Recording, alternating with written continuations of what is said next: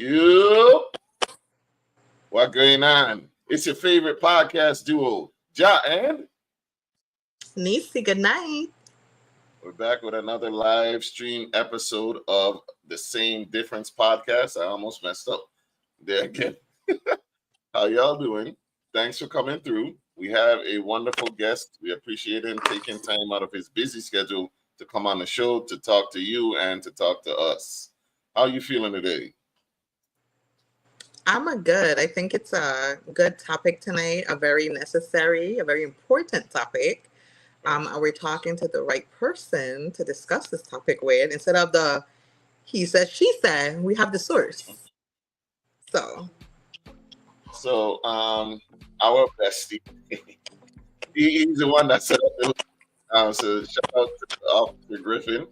Shout out to him for setting up the link to get him on here because, like Nisi said, he is the perfect person. Like, it's not just us talking, it's not just opinions, it's real facts from a real professional in the field out there. All right. But you know what we gotta do? We'll be right back with you after these messages.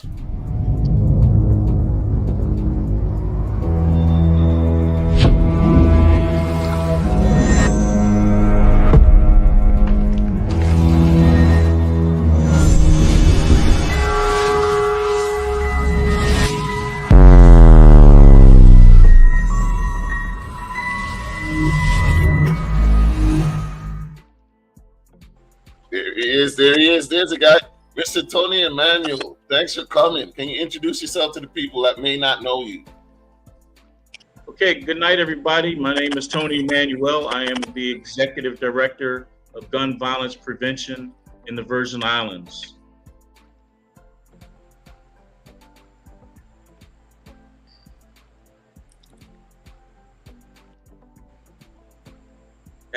That's who I am. You're muted. You're muted. Huh? Moving like an amateur. Moving like an amateur. Thank you once again. Do you want to start off the show with your question? Because she actually lives home. I visit from time to time, but very often. As we all know, or most of us should know, we recently had a hit to the Virgin Islands from gun violence right there, broad daylight on the boardwalk. Rest in peace once again to Dirty Heart. Nisi, you want to start us off? What's your first question for Mr. Emanuel? Sure. So I want you to tell us and the people, like, what does your title mean, and what is it that you do for the community based on your job? Okay, I'm the Executive Director of Gun Violence Prevention in the territory. That includes all 4 islands: St. Thomas, St. John, St. Croix, and Water Island. The office of Gun Violence Prevention is housed in the governor's office. Now, I need people to understand that we do not have any law enforcement power. We don't seize weapons. We don't issue warrants. We don't arrest people for, anything. We don't get involved in investigations. We leave that up to the law enforcement piece. However, we do work with law enforcement, trying to collaborate with programs more of outreach. We are an outreach organization because we look at gun violence as a health epidemic rather than a criminal epidemic. And that's been sort of the change around the country for the past 4 to 5 years of how we look at gun violence. In larger jurisdictions like Chicago, New York, Oakland, DC, Atlanta, traditional law enforcement has not been as effective as we would like it to be. So we have to look at other ways, trying to influence people, influence mindset, help people deal with de-escalation, conflict resolution, personal management skills, has been shown to be a better way to reduce violence in our communities. It takes, and it's not just an office. The Office of Gun Violence Prevention doesn't have the magic bullet. I don't have the magic pill I can give everybody and make them safe. I don't have a crystal ball. If I'd known this guy was this young man, this 15-year-old was gonna run up on the boardwalk and shoot Jordan. And, you know, we could have stopped it, but unfortunately, we don't have those types of that we don't have that pleasure. We never know when somebody's in a domestic violence situation and they're going to react poorly because they're mad because their girl is sleeping with some other guy or because they did break up with him, you know. And we're seeing an increase in domestic violence. I'm sure we'll talk about that later on, but there's just a lot of different variables. And so my job is to attempt to facilitate my team going into the community, influencing people not to resort to violence, showing young people that there is hope, that there is direction, there is the ability to live past 25 years old, that the way that even though a lot of us are struggling, don't have jobs, looking for work, that we need to offer folks an opportunity to lift themselves up. We also do reentry work where people come out of jail looking for jobs, looking for work, and we try to get them paired with companies that support reentry workers that are coming back into society. Because we don't want those folks that have been in jail, they served their time, they did their thing, let them come out and be useful members of our society. We don't want to continue punishing people for a mistake they made when they were 17 or 18 years old. You know, and that's where we are. I mean, that's been the history of law enforcement, and I can say that from the heart because I'm a retired police officer, and I did that for almost 30 years. So I have that background, but then that's where I cut my teeth for doing outreach because I saw the traditional police work wasn't working, and even in open air drug markets, and it just running and gunning and chasing bad guys wasn't the way to do it. I'd rather pass out basketballs and make kids realize that the gold chains and the fast cars isn't really a life that they can really depend on.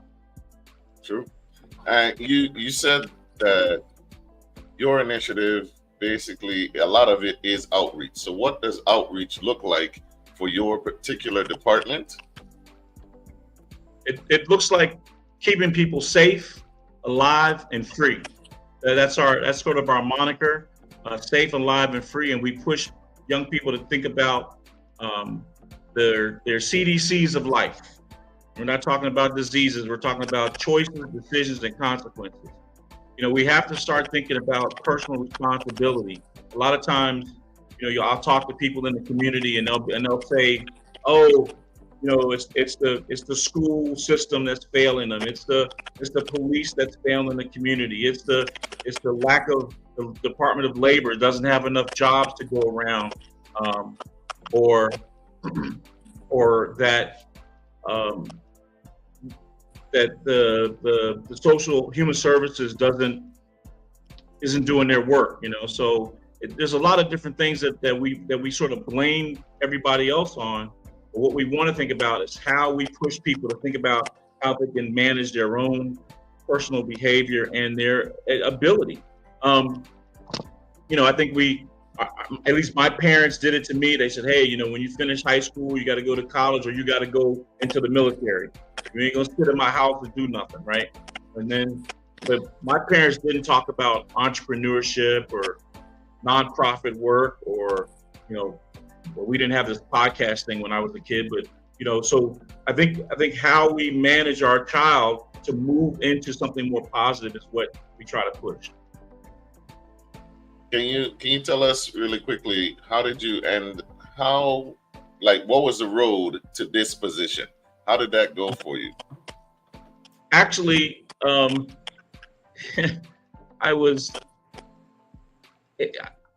in this work because I was impacted by violence. Not just because I was a police officer and saw a lot of violence and saw things like that made me try to figure out a different way to handle it, but I was mentoring two young men at Cruise and Rum. I was a security director at Cruise and Rum, and I hired these two guys to come on board, and one had a lot of things in his background that made him an unattractive candidate, but I liked him, and I thought we got to give this young man a chance, and so I hired him, And then I had another candidate that was a Marine, and he just come back from being overseas, got out of the Marine Corps. He actually wanted to be a police officer. And so I mentored both of those young men, and the guy with the record, he winds up being a foreman at Cruise and Rum. He was doing very well. And the Marine, he wound up being a police officer. And then both of them, within a year of each other, got killed in the street. Somebody gunned them down. And so that it broke my heart. It broke my heart twice. And so at the time I was doing a job where I was teaching police. I was an instructor for police officers, which I really loved doing. But when this job came open, that was my way of avenging what happened to those two good brothers. And so that's why I'm doing this work. If you look around the country, most of the people that do this work are people that have been previously impacted in some way. Either they were a victim, they were a perpetrator, they've been impacted by the legal system, or they lost family members to gun violence, and they decided to get into this type of work. So that's how I got here. Thank you. Nisi, you had a question? Yeah, and my condolences to you on those two tragedies, because that had to be very difficult to experience as well. And so my question, I guess, would be that you had a taste of mentorship that you saw a positive outcome in. How impactful do you feel that the outreach is in the community being done is actually reaching its targeted audience? Well, we have several positions that are in my unit. We have an outreach coordinator who is responsible for creating events, activities, programs, and going to the communities, talking to people, talking to young people, talking to people on the turfs. And then I have a violence interrupter who goes out and actually, when he learns that two different groups or persons are at each other, then he tries to get between them to bring them to some sort of resolution, or at least a point where they may not agree, but they'll agree to just leave each other alone. And then the last I have is the survivor specialist, who actually responds to the hospitals and to the houses of those that have been injured or killed. And he tries to help the family get in connection with resources to help their family through this grief period, or counseling therapy through grief counseling. So that's collectively, that's how we manage what we do. The most powerful thing is that we try to help coordinate and work with nonprofit organizations that are doing similar work. So we know if somebody's out there, safe streets, safe cities that are out there doing that kind of the community violence intervention work, we work closely with them using similar strategies. What I've done is, for the last year in particular, I was in basically a community violence intervention management class from the University of Chicago, and it made me go around the country and look at what other jurisdictions were doing to handle gun violence in their communities. So it's basically opened my head up to see what other people were doing and what's working, what's not working so well. And I'm one of these kind of cats, man. I'll try anything. If Nisi said put a red balloon in the air and fly it around the islands that's going to save a life, I'll do it. Numbers don't impress me. I'm not a numbers guy. So, right now we're at 16 homicides in a territory. 1 is too many, 2 is a lot, and 3 is way too much. So we're at 15, but we're we're a significant number down from where we were last year at the same time. So I think there is some impact. I mean, I could say that, and I can't certainly take credit for it all. I think VIPD has stepped up their game.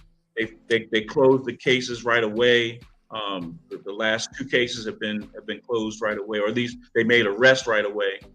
So I think VIPD is doing as good a job as they can. They've improved an incredible lot. I have a lot of respect for VIPD, but there's still a lot of work to be done. I think we do. It's hard to quantify if you stop a violent event. When my violence interrupter goes to a place where he knows 2 people are about to shoot each other, and he goes and he's able to de-escalate that situation. It's hard to say, how did we just save those 2 people, or if one got shot, then there'd be a retaliation, then there'd be another retaliation, and then this thing would roll on like a wheelbarrow. So if he saved 1, he probably saved 4. But it's hard to prove that. And so that's the hard part about showing impact of my work. Now, if I have a young man that I talk to, we go into the schools, we go to high schools, middle schools, and elementary schools talking about the CDC, choices, decisions, and consequences, and we try to get them to think about what they're doing. Now, if I have a young man that comes to me, a year later, and he goes, "Hey, that talk you gave me in the school, I was going to fight this kid last week. I thought about what you said, and I didn't fight that kid. I walked away. He called me a punk. He called me a sucker, but I walked away from him and went straight to the principal's office." Is that a success? I think so, absolutely. If you can avoid a fight and you did something because I said, or because we took a kid to the horse ranch and got them into looking at horses, and then that kid got a job working for the summer as an equestrian, somebody working at cleaning up the stables. So if we can show young people hope and show them there's an opportunity for them out there to get them thinking about how they can make their own way and not rely on government so much, or not rely on some guy on the playground, putting $40 in his pocket. That's where the impact is. Now, I agree with you, and I'm sure it is hard to measure just overall. However, you're a government entity, correct? Yes, sir. So I'm sure whoever, looks into what you guys are doing, I'm sure there is like somebody that wants to know how you're doing. So how do you measure it? Or is there a measurement at all? Yeah, well, the cold measurement, unfortunately, is the numbers. The homicides compared to 2019. In 2019, we had somewhere around 64 homicides.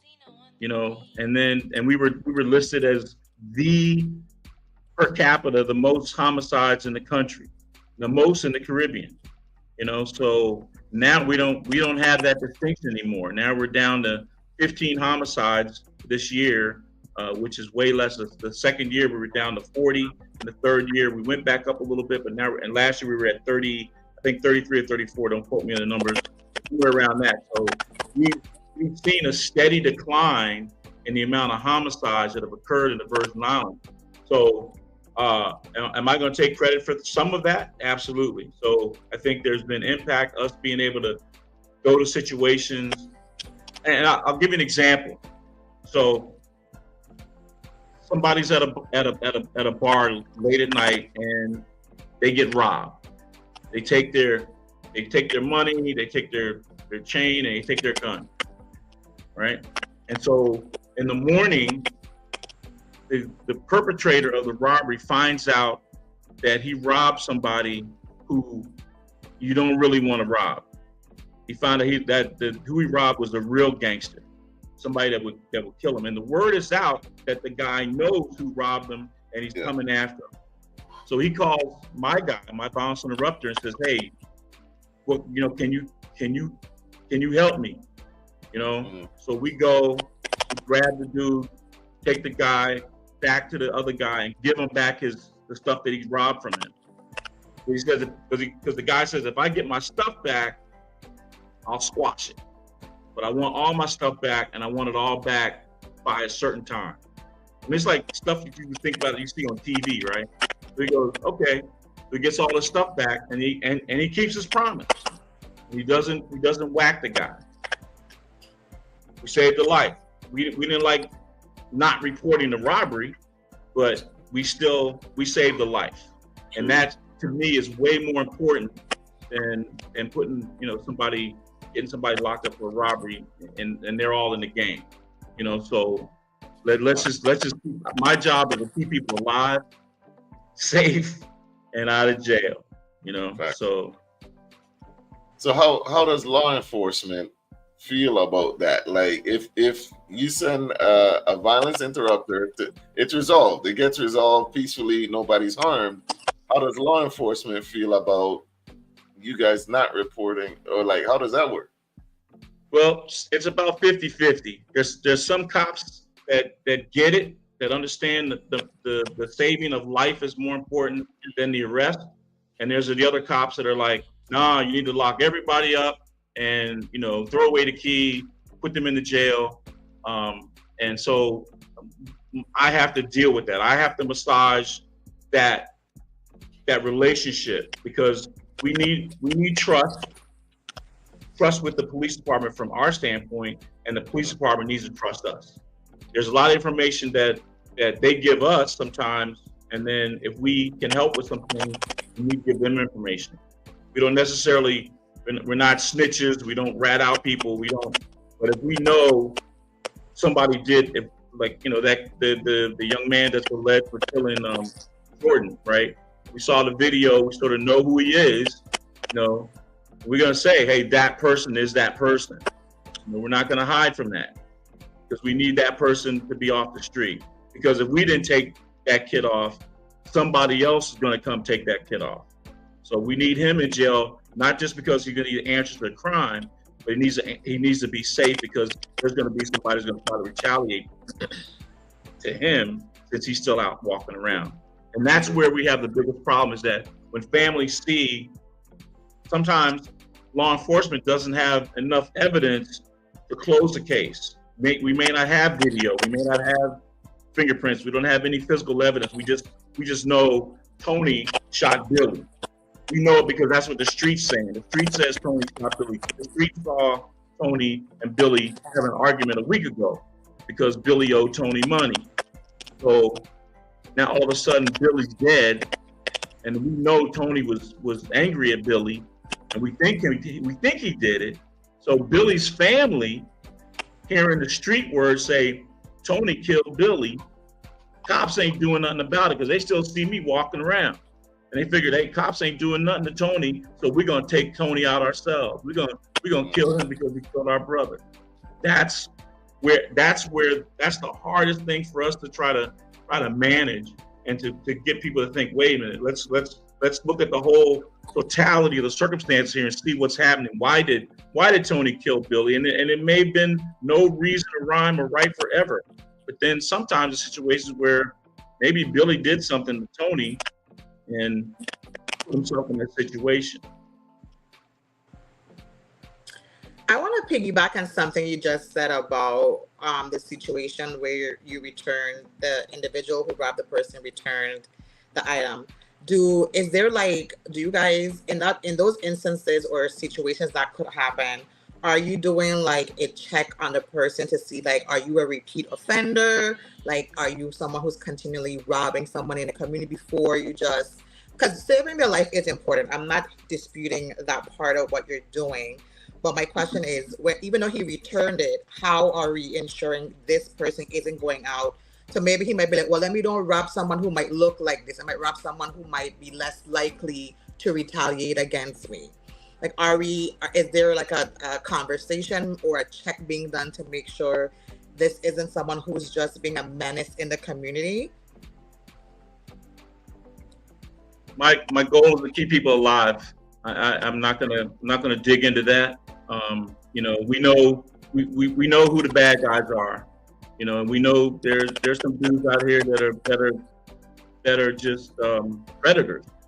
You know, but if I can keep this one guy alive at the risk of keeping this one up and out, then I'm going to err on the behalf of life. Okay. You know, I'm going to keep the young man alive. I'm not disputing that, and you're in that situation. You did the right thing, but the young man is there like, are you guys doing, like you said, outreach with him? Like, hey, you see what could have happened if we didn't know this person to be able for you to have done this. This is what could have happened with the trajectory of your life. Like, that's what I'm asking. Like, even though that was designed to preserve the life, the person who initiated the robbery or whatever, right. Are we doing outreach with them to be like, hey, if we didn't have this connection to be able to do this, like, as you can see based on what just happened, you know, this could have altered your life permanently in a negative way. And that's what I mean about, are we ensuring that we're doing outreach with them and they're just not being menaces in the community as well? Yes, what we do is called a custom notification. So the guy that we took the stuff from, the guy that initiated this whole problem, right? We have a sit down with him. We'll have other organizations, labor, Attorney General's office, my office, sit him down and say, hey, listen, you got two choices here. You can get all of our help to be successful, or you can get all of our power to put you in jail.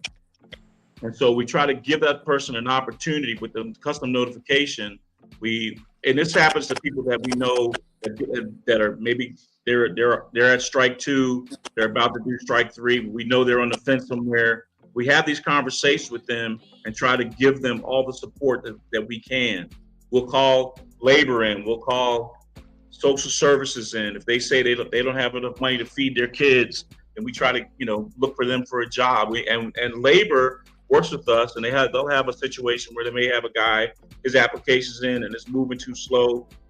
The labor will move their stuff to this top of the stack and try to get them something right away, so that they're not, you know, languishing without any income. Now we know sometimes, you know, you try to get somebody an entry-level job. It's not a lot of money, but at least they know it's good and it's honest money. They don't have to be looking over their shoulder, worrying about who's going to try to rob them or shoot them or throw them in jail. That's true. Now, I wanted to ask a question, but I don't want to like ask it in a way that exposes your methods, man. Like, I'm gonna just move on to the next question. Well, ask it, and I'll tell you if I can deal with it. Okay. Okay, the way that it sounds, you have to keep your ears to the street and know what's going on now. You know what I'm saying? Which the VI rumor mill, it speaks very loudly. So do you have like street dudes on your payroll or that you're working with? Is that what's going on? Well, my violence interrupter is very connected, you know, and he's very public. Everybody knows who he is. He's not a secret. We don't, you know, the melee that's spread around the island, and we hear stuff. We take it with a grain of salt, because sometimes it comes and it's not accurate. You know, just because you tell me, you know, hey, Tony, that guy with the orange shirt is the one that was involved in that. We don't go run and tell VIPD that, because it may be bad information. You know, so we try to validate stuff before we think it was gonna be information that we can use. And if we can get in between those folks before anybody gets hurt, that's what we do. But currently, other than my violence interrupters, there's no other people in the community that are paid to give us information or whatever. But what I'd like to do, if I could get my budget increased, is to have what we call credible messengers, and that would be folks in the community that have been previously impacted, that have changed their life, that are no longer in the game. You can't be in the game and work for me. All right? You can be previously impacted. You can have had all kinds of life-altering stuff that occurred to you, but you can't be in the game and work for me. You can be trying to help people navigate the game and get out of the game, but you can't be in the game. But what I want to do, the credible messengers, the folks that work in the communities, that when they hear about something, they go and try to help de-escalate. They may have legitimacy in that neighborhood where they're the OGs in the neighborhood. They can tell a young boy, yo, what you're doing there is wrong. That's uncool. Don't do that. Let's work. So leave these kids alone. They trying to do the right thing.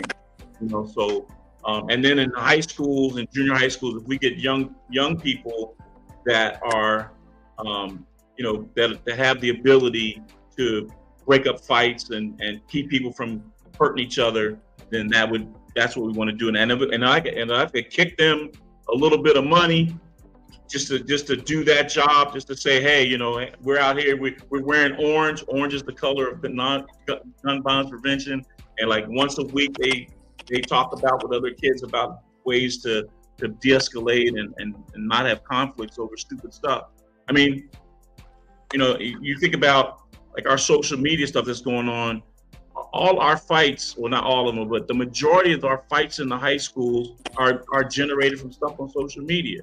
Somebody talks about somebody on whatever they use, Snapchat or whatever they're doing nowadays.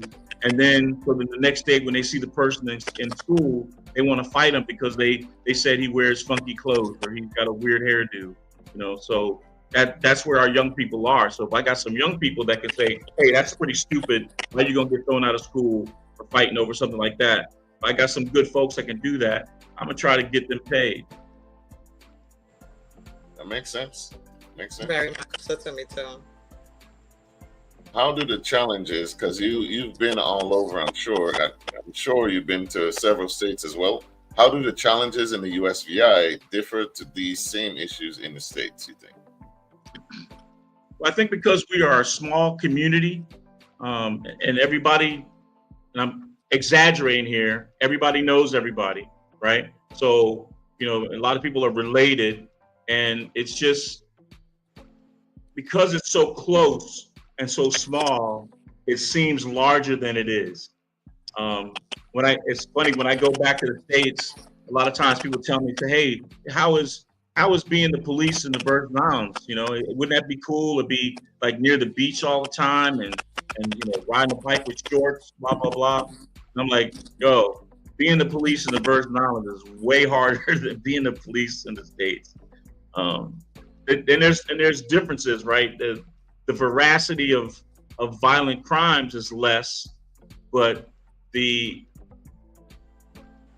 hard part of having anonymity as a police officer is impossible. Like in New York, like a lot of cops that work in Manhattan, at the end of their shift, they jump in their cars and go through the tunnel or over the bridge. They live in New Jersey, right? That's true. Here, you lock somebody up on Tuesday and you're standing next to them in the line at the supermarket. So you got to deal with them, or they're gonna make, oh, officer, what's going on? You locked me up Tuesday, now you're by yourself. So you got to deal. You don't have to beat this dude down in the grocery store, or is he gonna be cool? But it depends on how you police. And I was a police officer for a long time, and I was everything. I was good police, bad police, lazy police, motivated police. If I'm honest, that's the whole, and we all go through that, But if you do illegal things or you mistreat people unnecessarily as a law enforcement officer, then you're going to be subject to some real criticism, and people aren't going to trust you, and you're going to tarnish the entire agency for the way you do your work. So, and I learned that the hard way by going through that whole metamorphosis as a police officer in the States. And then I come here and I try to look at the same thing. And unfortunately, even though I think VIPD is a great agency, we have a lot of folks that don't trust VIPD.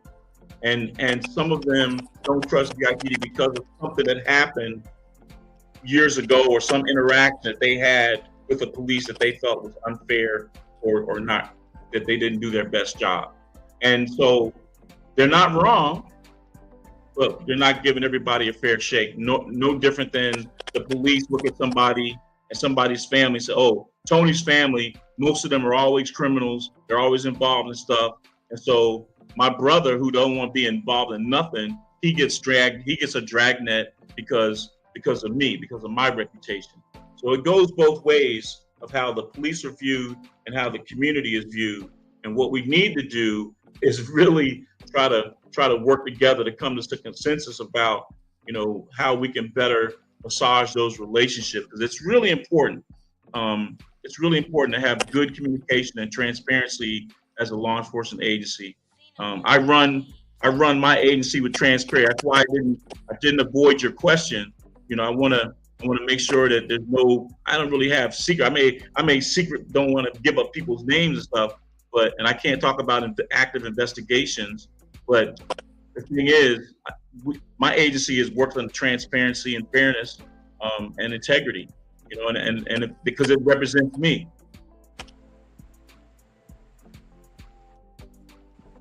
Are there any common misconceptions with gun violence in the territory that you'd like to address? Well, I think the hardest thing to understand is that that law enforcement, meaning customs and FIPA and BIPD, are not doing enough to keep guns out of the territory. It's a real difficult task. And then when you're short, you don't have a lot of people. But I have physically seen customs agents or officers do random checks at FedEx, at UPS, at the Postal Service. When they're able to, they go and they do random checks on those boxes that are coming in. They also try to look at those trailers as best they can. There's some misconceptions about the ability that they have. I had a lady tell me one time, she says, oh, well, they have these X-ray machines that could look through containers and see where the guns are. It doesn't work like that. And now, as technology increases, it makes it more difficult for us to interdict weapons that are coming in through the mail, on a boat, in a car, in furniture, in washing machines.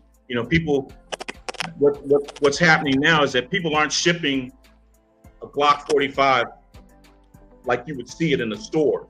They're disassembling it and putting one piece here and one piece there, and so it makes it harder for us to identify the weapon in X-ray machines.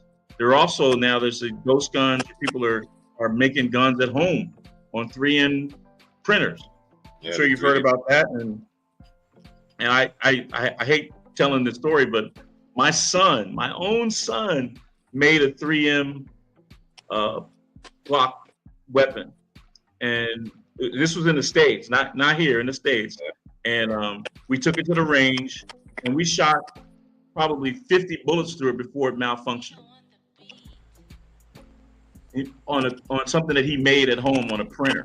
All he had to do was buy the parts somewhere else and put the internals inside of this piece of plastic, and it shot until it melted down. So it can be done, and unfortunately, that's what we're up against. As technology increases, then it means that now the police and people that are doing weapon interdictions have to step up their game and learn how those things are done as well to interdict it. The other thing is that there are a lot of guns on our islands. A lot of them are legal guns. The problem is when people break into people's houses and burglarize people's houses, or break into people's cars and steal the weapons, because people that keep weapons legally aren't keeping them safe. They're not keeping them correctly. They're not putting them in the safe that they're supposed to have. You're hiding them under their mattress, in their nightstand drawer, and they leave the house and leave it just like that. The other thing I'd like to say, while people in public are listening, Because if you do have a weapon in your house, legal or illegal, I don't care. If it's legal or illegal, make sure that it's safe and away from child. Because when kids get about 9 or 10-year-old, they do these Easter egg hunts at your house and look around for stuff that's interesting to them. When they find a gun, they don't know how to make it safe. They don't, they just play with it and wind up shooting them or their friends. And that kind of hurt is worse than having your child shot in the street by a stranger, because you're responsible for it. True.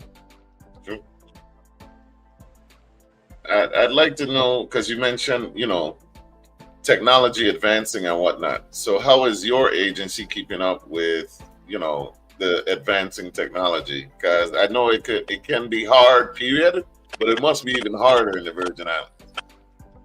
Well, yeah, we always say, because we're way down here in the Caribbean, that we don't have a lot of resources. We have to wait for stuff.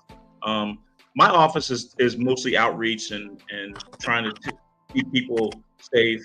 So I don't have the only technology stuff I think that I'm short on is I'd love to have a podcast show. We have 2 radio shows that we're doing that we stream sometimes. But as far as I wish I could reach more people on a regular basis through media streams and that kind of thing. It's not my generation. It's not my strong suit. So I need to hire some young people, get them on my team that can do this kind of thing for us. And that's why I'm so glad that you called me, or that Griff gave you my name, so we can come on and try to share some of this information. We need to, we just opened up our website and we're trying to make it more robust and build it out so we can have more things and more interesting things on it. We have a Facebook page, but we don't have an Instagram or a Snapchat account. So that's just my generation. I'm a number 2 pencil guy. So that's my own limitation. I'm trying to get better at it. If you know your weaknesses, then you try to fix your weakness. Sure.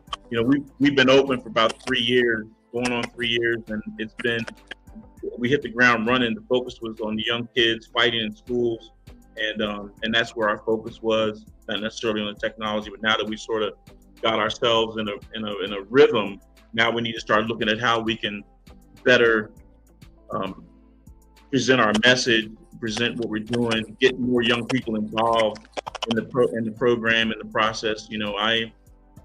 I'm about mentorship. I love teaching people to do my job, because I'm not going to be in this job forever, and I need to make sure that there's other people that are willing to do the work and make sure that it continues. So my biggest fear is that when the administration changes, they're going to send me home, and the work that I've got my team to do so far would drop off, or my people quit, or move, or somebody comes in and moves my people out, and the work stops. Because nobody seems to be as passionate about this work as you are. It'd be like you and Nisi turning over this podcast to somebody else, and you watch it, and they're kind of dull and drum, and you're like, man, these dudes just slacked my whole thing. I built this thing, and now you took all the sugar out of it, and so. But that's what happens in government, and that's what happens in nonprofit organizations when the real person that's driving the force and pushing this train forward loses or gets out, then it changes. Are you currently training your replacement right now? I'm mentoring my whole staff, man. I'm really trying to motivate people to do stuff. Try to push them to go back to school, get their degrees so they can become competitive. A lot of times you got people on your team that are really smart, that are really doing good work, but then unfortunately somebody wrote the rules for how to hire and say, oh, well, you have to have this much experience, you have to have this degree, that degree, and even though I'm degreed up, I don't think a degree necessarily makes you smart. It doesn't say that because you got a master's or a PhD that you know what you're doing, especially in this work. In this work, it should be somebody that's been impacted. It's just like before I was a cop, I was in the Marine Corps, right? And anything else, if you're suffering from PTSD, from military PTSD, because of being involved in violent incidents or combat, I don't want to hear from somebody that's never been there. You can't counsel me about it if you ain't been there and done what I did, been there when I done it. You can't talk to me. And the same thing goes for people. I can't counsel somebody that's been a heroin addict that's trying to recover. I don't know that experience. I don't know that life. I've never been there. But another heroin addict is the best counselor for somebody that's trying to recover. So it's the work needs to be. It's got to be with somebody that's passionate, somebody that has the ability to manage people in difficult situations. And not freak out when you're getting grilled by the Senate or people ask you hard questions. I don't mind hard questions. I just prefer that you ask me in a certain tone, respectfully. When you start yelling at me and talking to me like I'm your child, then I lose my composure. So it's just about mutual respect and having somebody that's going to be in charge, that knows how to treat their team well, knows how to communicate with the community, but also knows how to walk the walk and talk the talk. It's understandable. Nisi, you got another question? I think I'm more of a suggestion, because I understand the limitations of being a government entity and what funding is. And a lot of your job is, I'm guessing, outreach is a big part of your job and so forth. And we know sometimes outreach can be costly. And I would just suggest, to you and your team, in terms of keeping your ears to the ground for events that you can go to that's already being planned by other organizations where a high number of young men will be, that you can go and do your outreach there. I think, like an example, I think the Man League just started at Central for the summer games. So like things like that, where you can be present and pop in and just have conversations with some of the people that's hanging out and so forth.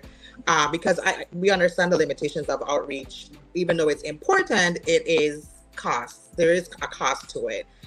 So just things like that's already happening that you can be present to, possibly you and your team, to continue your outreach. That was just an example, because I do see the value in what you're saying, and how, because even if you save one, like you said, technically you save 4. So every one is another 4. It adds up, right? And so we want to make sure we're saving as many young men as we can in our community, because like you said, they're not passing 25, and they're leaving behind young children and families that haven't even gotten to see what their next chapter in their life is going to look like for some of them. And it's very heartbreaking, especially when it's in our community. Everyone knows someone, like you said, and so we're all impacted by these deaths when they occur, and it leaves a toll on us.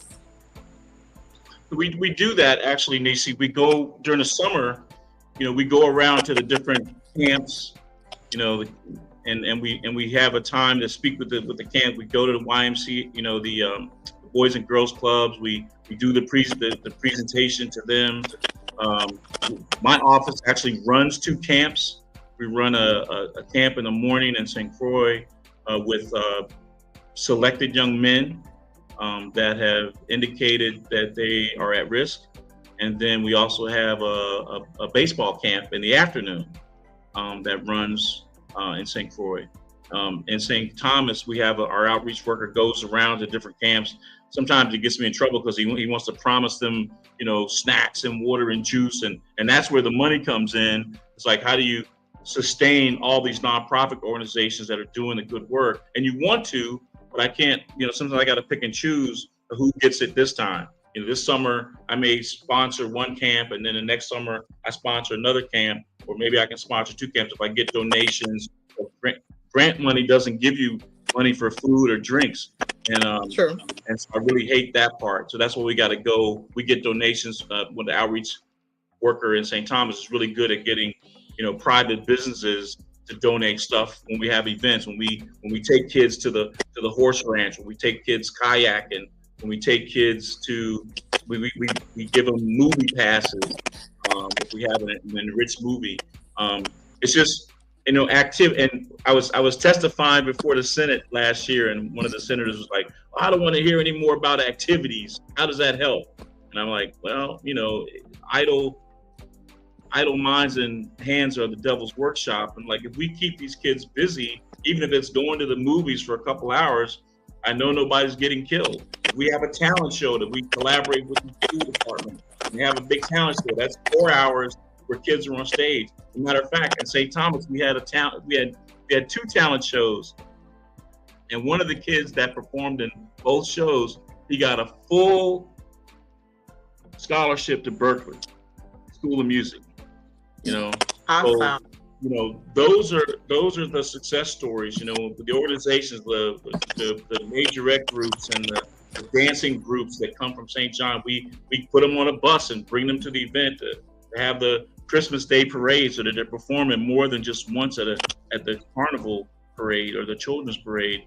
We have opened up the kids carnival in St. Thomas, so the kids can sell lemonade and cotton candy and peanuts right before the tourists to come. They'll do a piece of carnival. So there's a lot of things that we're doing.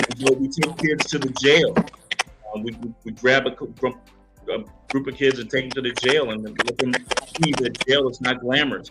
That orange may be the new black, but it's not cool.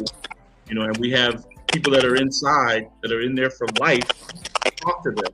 And I mean talk to them. I don't mean put them in the corner and yell at them and do that kind of scared straight stuff. I'm talking about these guys are really bearing their soul and saying, hey, this is what I did. This is what got me here.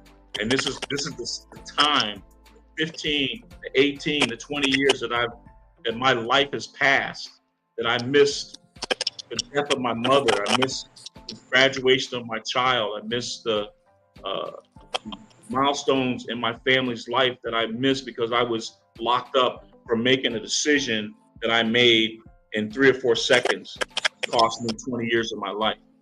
That seems to resonate with them more than anything. They know this person's family. They know him. They say, "Oh, that's Billy's cousin." They're like, "Oh, he's from Mommy Jew. I know this family." So he knows he's telling the right story. He ain't making it up.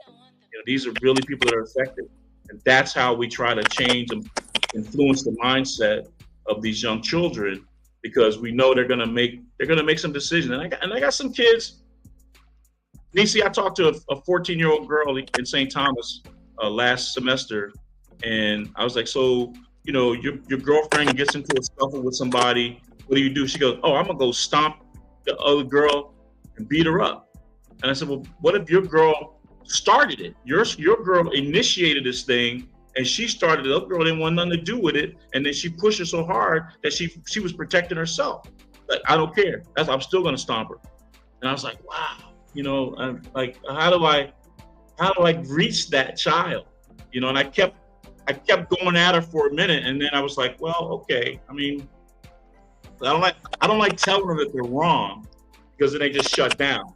I say, well, that's your opinion. I think you have a reason to feel the way you do, but we really need to think about holding each other responsible for our actions and how we do stuff. And maybe if she hadn't have done this, that wouldn't have happened. Every action is going to get a reaction, and sometimes it's positive and sometimes it's negative. So we got to think about how we do things, how we talk to each other, how we communicate to each other.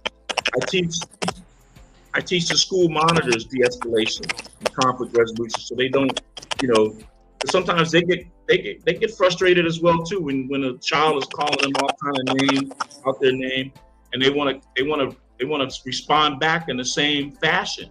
I'm like, no, you got to work with this kid, and as frustrating as it is, these kids, some of these kids have so many adverse childhood experiences that their brains aren't clicking yet, you know, and they're freaking out over ridiculous stuff. So it's a lot of work. It's a lot of work, but I'm passionate about it. I love what I do. Although it's giving me gray hair and and heartburn, but at this point I'm not quitting, you know, and so my job is going to be in September. We're gonna hit the ground running and go into these schools and talk about, you know, making the right decisions and not allowing yourself to be baited into situations where you're fighting with somebody else over unnecessary problems. And I have one last question as well. What can someone, a parent, a family spouse, whatever, do if they feel like someone they know is about to commit a crime of gun violence in the community, but they don't know what to do? Like like you said, sometimes these things could be retaliation, and then you'd be like, oh well, Tony gotta go respond because what he did to Ja.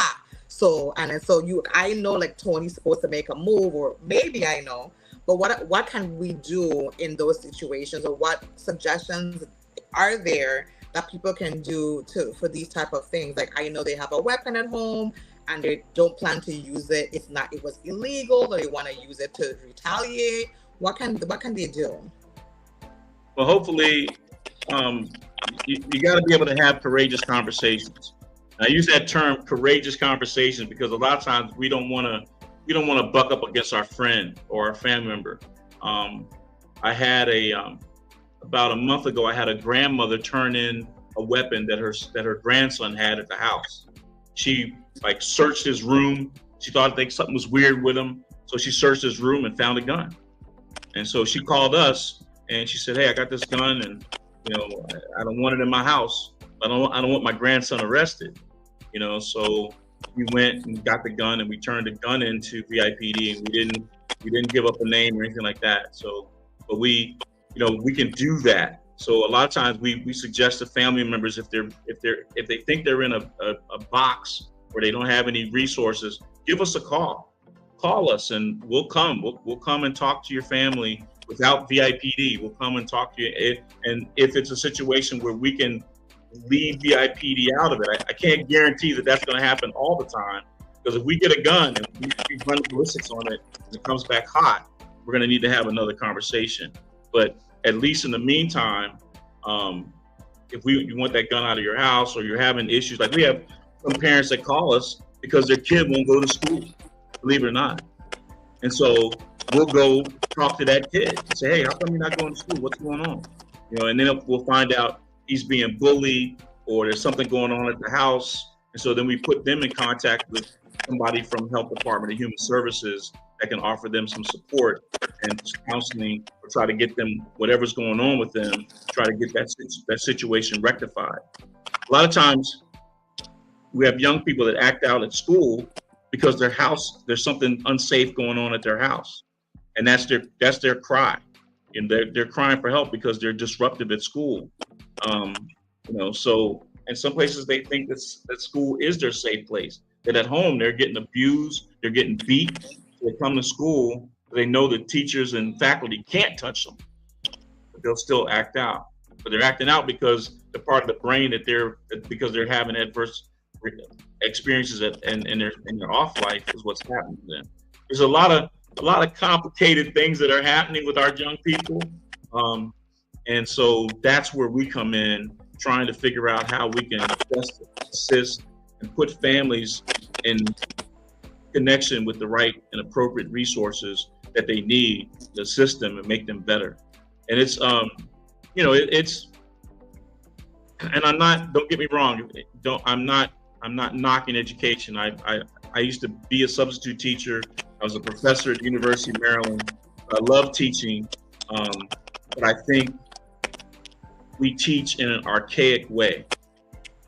You know, the way we teach children, and if you look at a classroom from the 50s or 60s, it's exactly the same way it is in the 2000s. You know, you got a row of desks, a teacher in the front, and that's the way we teach.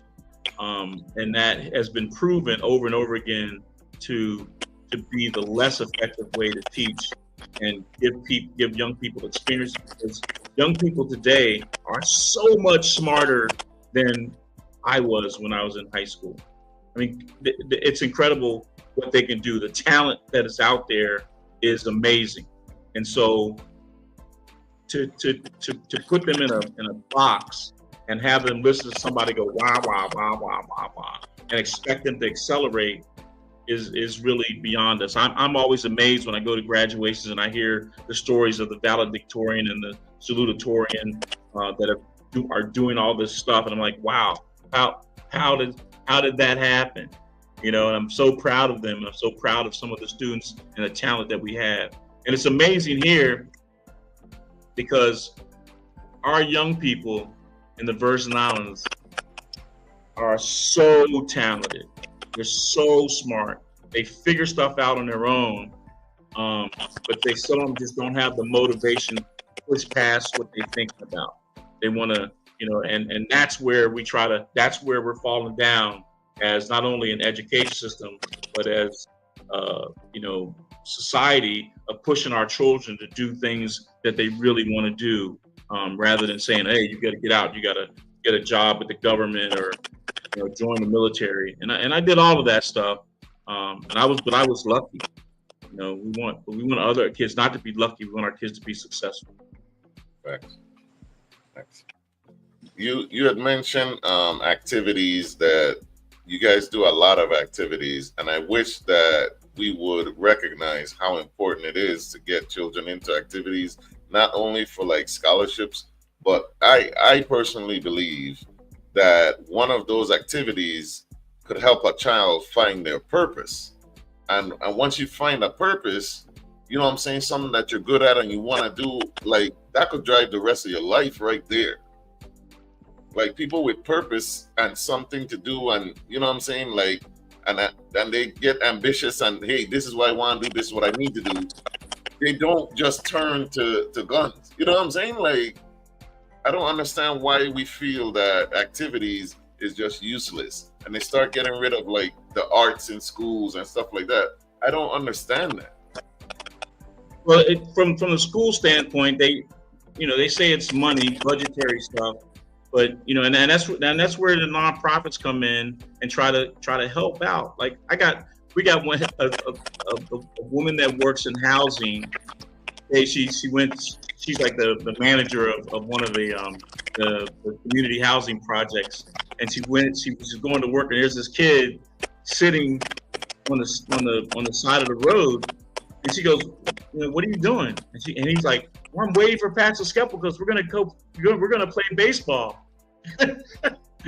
You know, and so just to get him away from that non-playground at the housing community and into a baseball field, and then the guy that's running the baseball team for him, he says that kid comes is natural talent. He didn't have any real training in how to play ball when he was like in little league. He just comes in and wham, first time up, he sends a ball like, you know, over people's heads. He's just like, he took to it, and now that's what's exciting him. That's what's pushing him. That's what he gets up every day to go do, because he can't wait to get to the baseball field. You know, and you know, athletics is a tight pyramid, right? It's like all kids I want to be an NBA star, I'm gonna be an NFL star, but that pinnacle it gets very tight at the top. But at least give them some hope. At least it may be a scholarship to college. They may not make NBA, but they might get a scholarship to college. They may be on a farm team for a little while and then get their education and then fall back on whatever they got their education for. So if my thing is, I just want to motivate people to find the gap that they can fill to make their life more useful. You know, there's people that move to the Virgin Islands and figure it out. They come here, they I don't know if they're in the witness protection program or what, but they come down here with no money, one suitcase. They sleeping in their friend's couch for 2-3 months, and all of a sudden they open up a restaurant or they have a tour business. You know, I got folks walking around wearing madras, talking about Prussian history that ain't from here. And y'all know what I mean. I'm trying to be delicate about how I'm saying it, but it's like, so you mean to tell me that some of our young students at University of the Virgin Islands that are majoring in history or majoring in communication or majoring in business can't put on a little outfit and go down on the corner and say, hey, here we go. And when the cruise ship comes in, say, hey, you want to tour Frederiksted? Let me walk you through and tell you what this building is, what the statue means with the conch shell and the cane bill. Let me explain to you what that means. Let me tell you what the clock tower is. Let me start talking about Center Line or Queen Mary Highway and the fire burn. You know, hello, guys, and that's, you know, $100 a person to walk you around the block a couple times. You know, that's get some nice change. We don't think like that. We just think that, oh, I want to work for the government, or I want to work at, you know, Buccaneer or Carambola. You know, we got to think better than that. We got to think higher than that. And it just you can hear. I know you can hear the frustration in my voice right now, that I get so angry when the people tell me, oh, I can't figure it out and nothing for me to do. Well, you know what? You know, when I moved back home, I retired. You know, I've been back home 18 years. And when I came here, I didn't have a job. The first thing I did, I used to DJ. So I started DJing. And then I opened up a motorcycle tour business. And I tried that for a while. You know, I'm going to do something. I'm going to make something happen. Until I figure it out, or until something else pops up that's either giving me a whole lot of money or a whole lot of intrinsic value. If it ain't doing those two things, I don't want to do it. That's where I'm at. I like that. That's you dropping some gems today. We appreciate that. Thank you. How can the community, especially the youth, be more involved? Like, we need to understand that this is a community initiative. So how can the community support you in this?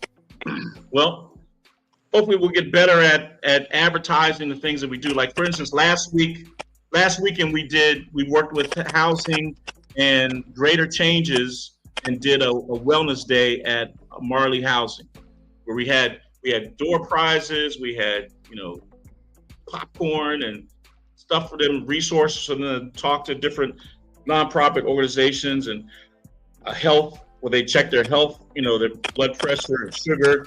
And so we did that all day, but, you know, hardly maybe 20 residents came out, you know, and very few kids came out.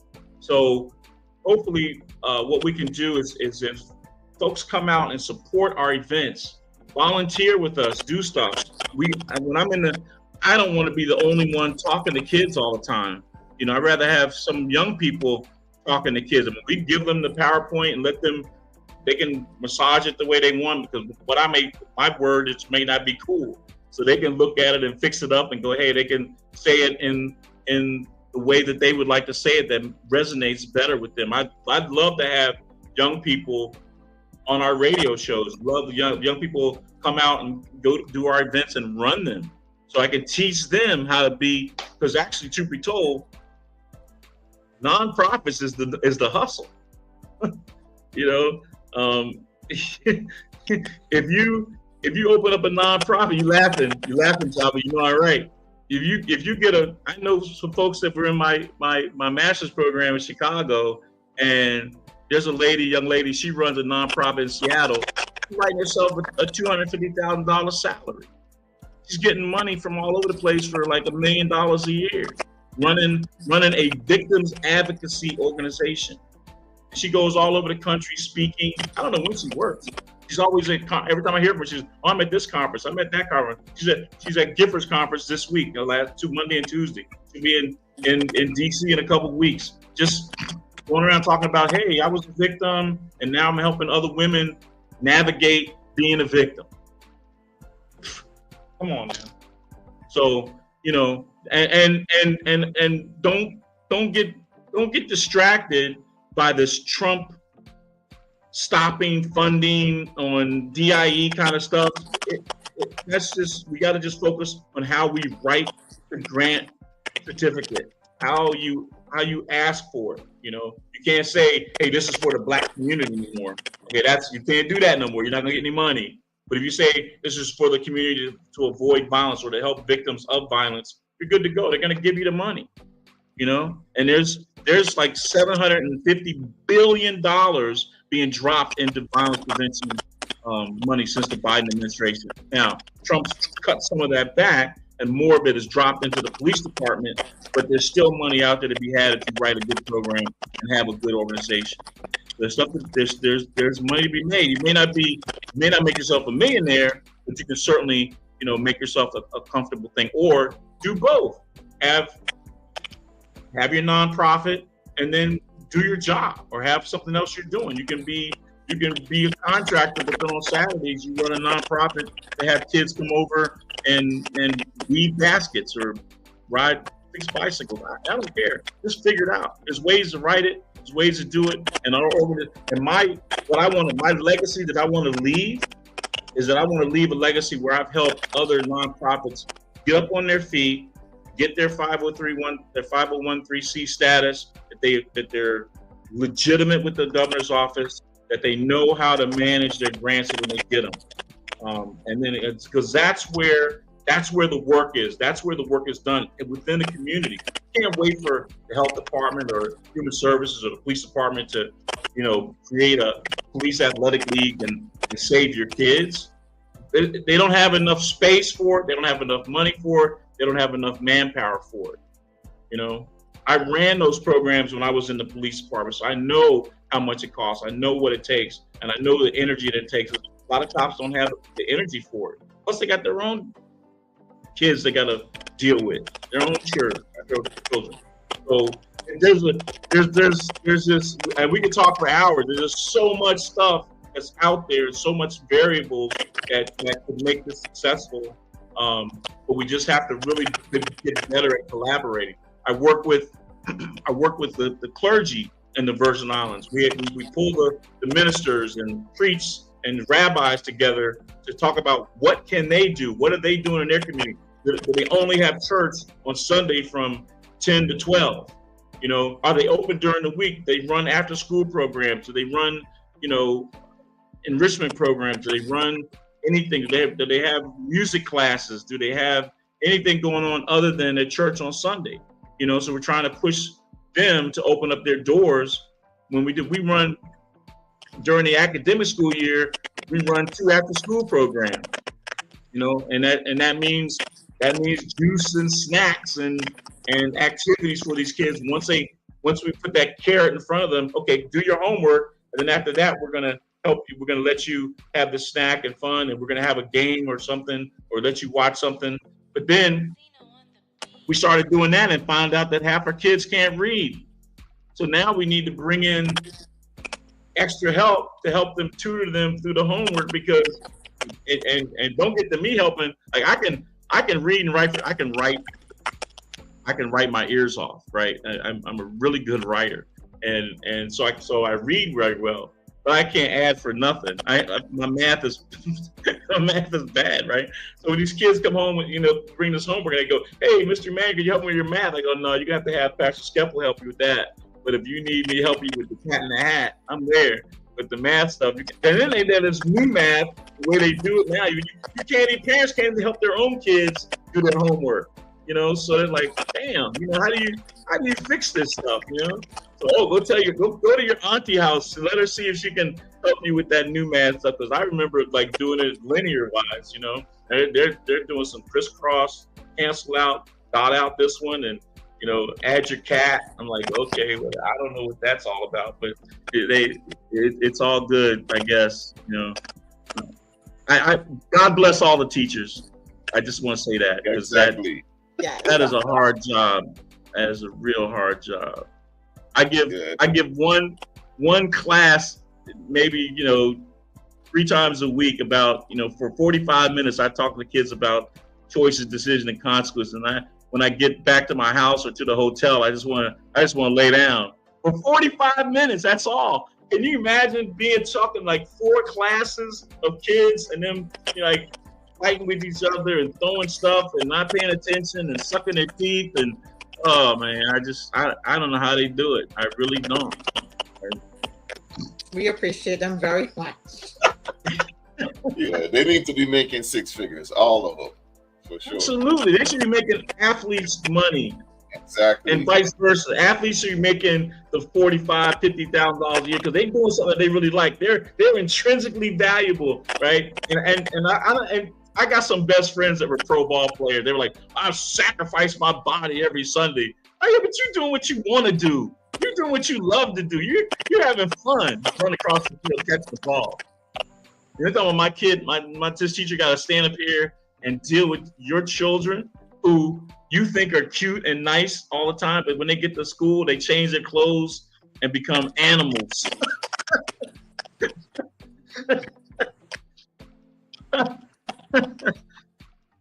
Yeah, I said it.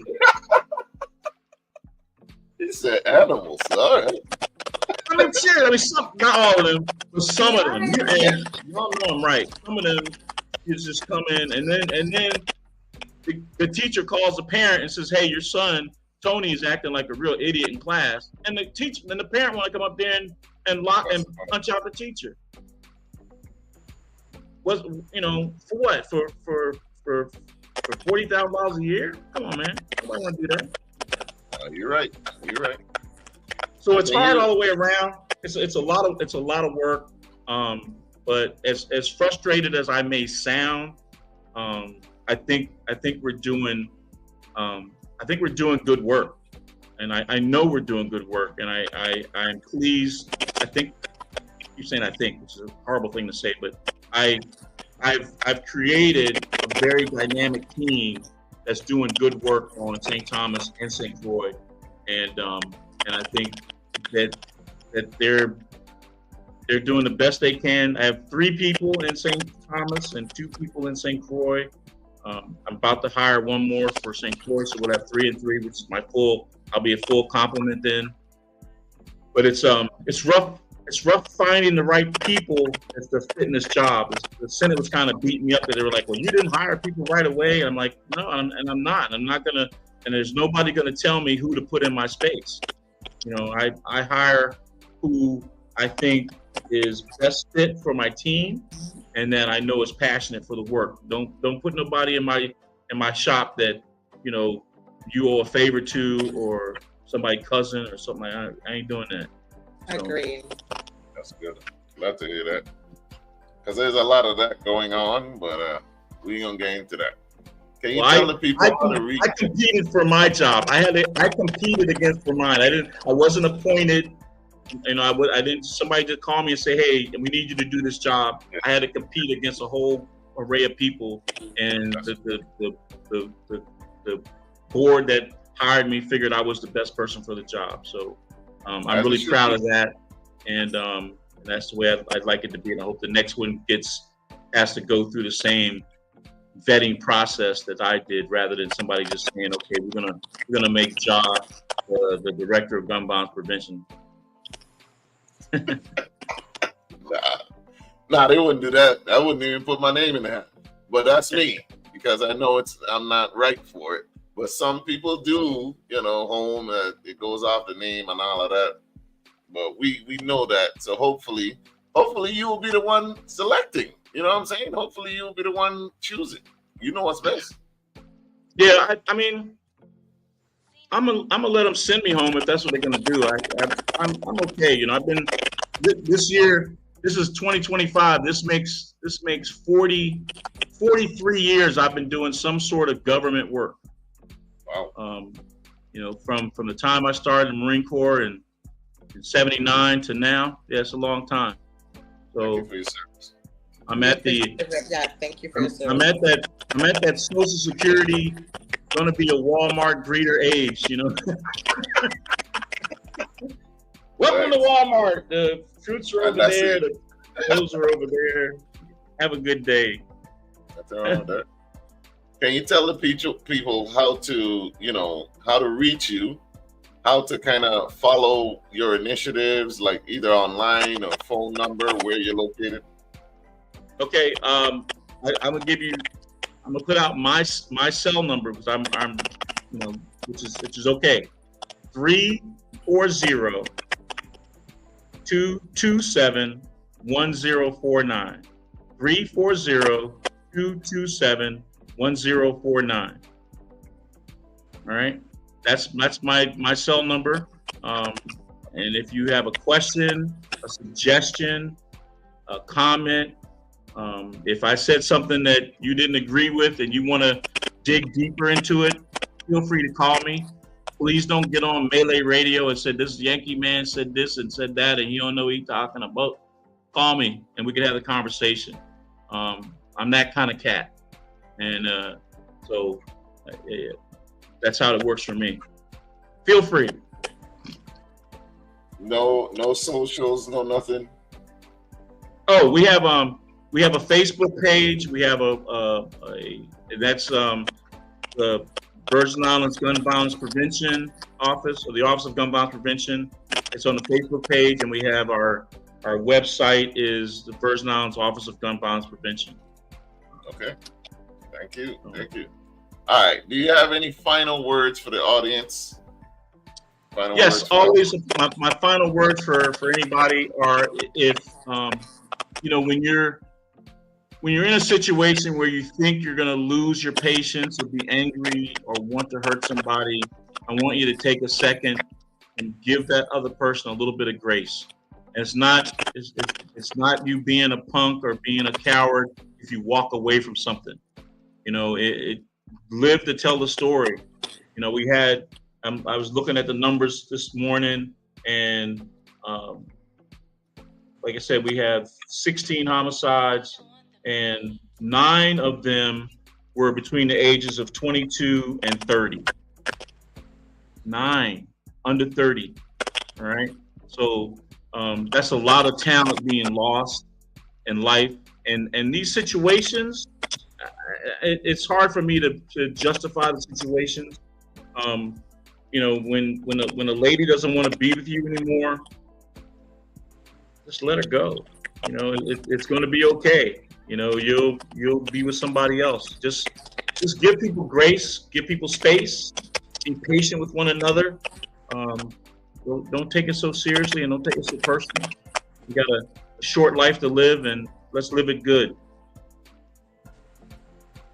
Don't end up on the consortium. All right, that's good advice. Thank you. All right.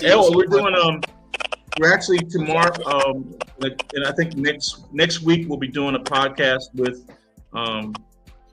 another group, and we're doing some stuff like that. So I'm trying to up this podcast game and get us on other people's shows and maybe even get our own. Like I said, we have a radio show that we do on Tuesdays once a month on AM 100. And then we have our Saturday show in St. Thomas on another radio station. I can't remember it right now, but so we got two radio shows that are going on, and we stream those shows typically. So we're trying to get out there. I'm trying to up my outside technology game. So hopefully this year we'll get it better. Just link up with some local VI influencers. I'm sure they'll get you on. There's Dialogue 340. I could get you their information. We have Darren. They have a podcast also that's very popular, and they have a lot of these types of conversations. I could get you in touch with them also. All right, great. And usually I let my staff do these things. I play the wizard behind the curtain and let them go out in front. But I wanted to come on and meet you, talk to you and Nisi, and have this very good conversation. I think it was very comfortable. I thank you both for letting me be on the show and letting me introduce my office to your listening audience. I really appreciate that. Thanks for the opportunity. Appreciate you taking time out. Before I forget, because I did tell her I would tell you, Amy Parker de Sorbo, I would like to thank him for working around the clock, working for us. He is making a difference. He is one of the best, brightest, and most humble. Thank you, Tony Emanuel, for your hard work and dedication. You are making a difference. Oh, that's very nice. She's a special lady. She works hard too. She does a lot of work hard at our library. She's hard working. Yeah, so I promised her that I would pass that information on. So there you go. All right. All right, Nisi, what's your final word? Well, I just want to say, Tony, thank you for coming on the show. As John mentioned to me, it wasn't like a, oh, I'll see. It was like, when, like, I'm ready. And especially because of your position and being a government entity, like sometimes you get a little like wiggle flexy, like, oh, I don't know, but you were very willing to come on and really give us some information and the community information. And we appreciate what you're doing and how you're doing it and the outreach you're trying to do, and whatever we can do to support you and your office. If it's putting out information that you want the community to know, we're more than happy to post that on our social platforms, to ensure that's going out into the community as well. As you said, if we save one life, we probably save 4. And as a mom with 2 young sons in our community, it's always something that plays in your mind. Bullets have no names, and so sometimes it's not always the intended person that gets impacted. So if we can, as much as we can prevent, we would like to. So I appreciate the work you and your staff is doing and continue to do. And we look forward to seeing what you guys are doing and being a support as well. Thank you. Thank you so much. For me, I'd like to, again, thank you, of course, for taking time out of what I'm sure is a very busy schedule. Thank you for the service to our community, because it is all of our community. Sometimes I think we forget that. We put like the onus on the government to take care of everything, and that's not how it works. Like, we, the people, are the one that's supposed to be doing the work. So thank you for that. I do want, like Nisi said, if you need anything from us, feel free to reach out. Whatever you need, we got you. If you need to come on and you want to promote something that you got happening, you know what I'm saying, just reach out. Just DM, or you have my personal number. It's not difficult. It'll always be either me or Nisi, responding. All right. That's very nice. Thank you so much. That'll help us out a lot. Just getting the word out for stuff and getting people involved. That's where we really need to be. For sure. Thank you. Thank you, everybody that tuned in. We're gonna be posting clips shortly. Probably start tomorrow. Everybody, stay off consortium. You heard Tony. Leave her alone. If she cheated, leave her alone. And we'll move on, guys. Like, we are tired of the RIPs. We're tired of the shots and tears.